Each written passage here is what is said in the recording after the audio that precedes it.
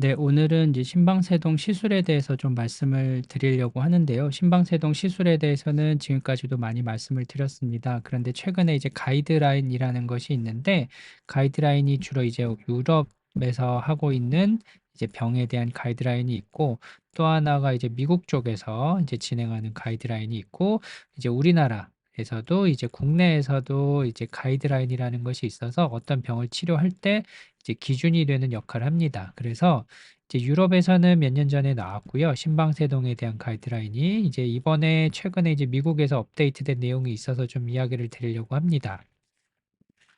심방세동이라고 하는 것이 이제 초기 발작성인 경우부터 이제 만성으로 진행하는 것, 여러 가지 단계적으로 진행한다는 걸 많이 말씀을 드렸는데, 이번에 미국에서는 이제 우리가 이제 암을 병기를 나누듯이 암에 있어서는 뭐 1기, 2기, 3기, 4기 이렇게 나누듯이 암과 유사하게 병기를 나눴습니다. 그래서 1기인 경우, 2기인 경우에는 주로 이제 심방세동이 생기기 전 단계, 그래서 좀 예방하는 것에 초점을 두었고요.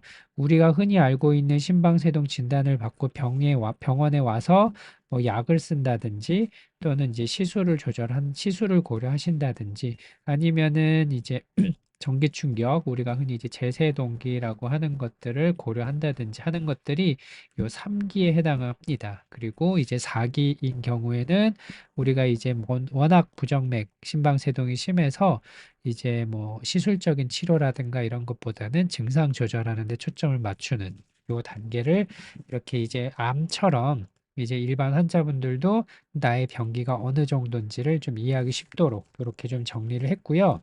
그 다음에 오늘 말씀드리려는 것들 중에 하나가 이겁니다.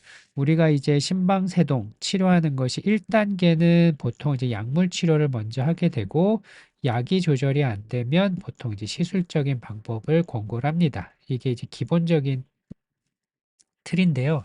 그 이전에서도 말씀드렸지만 이제 시술의 효과가 워낙 좋아지기 때문에 약보다는 시술의 효과가 워낙 좀 많이 좋아지고 있습니다. 그리고 이제 부작용 관련해 있어서도 처음에 심방세동이 많이 그 시술이 시행될 때보다도 부작용의 비율이 많이 줄었습니다. 그리고 여러 가지 기술 개발이라든지 노하우가 쌓이면서 부작용은 줄고 시술의 효과는 약에 비해서 월등히 좋은 것으로 계속 증명이 되기 때문에 오히려 시술의 효과가 좋은 사람들에 있어서는 약을 처음에 쓰지 않고 바로 시술을 하는 게 좋겠다라는 의견이 많이 있었습니다. 그래서 이런 것들이 반영이 되어서 요 좌측에 보시는 것이 이제 기존에 유럽에서 가지고 있는 심방세동 치료의 기준이고요.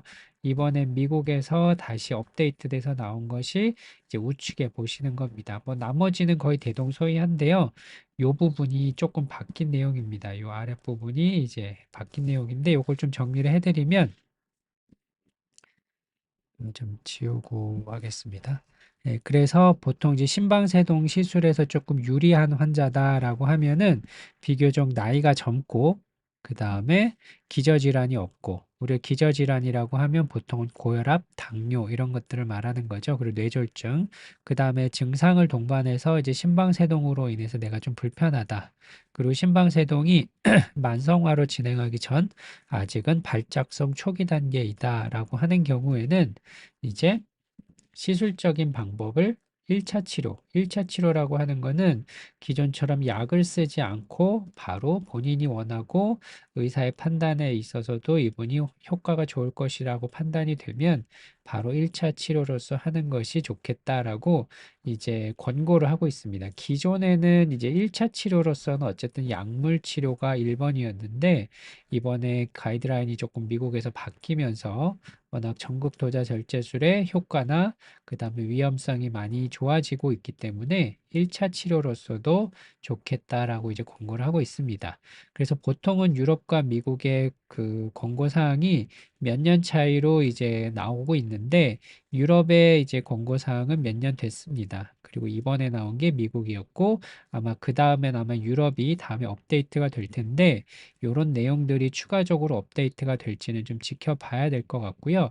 국내에서는 아직까지는 이제 1차 치료는 약물 치료로 되어 있지만 유럽과 미국에서의 이런 기준들이 조금씩 변한다면 국내에서도 뭐 1차 치료로서 시술이 이제 권고되지 않을까 생각이 됩니다. 네, 감사합니다.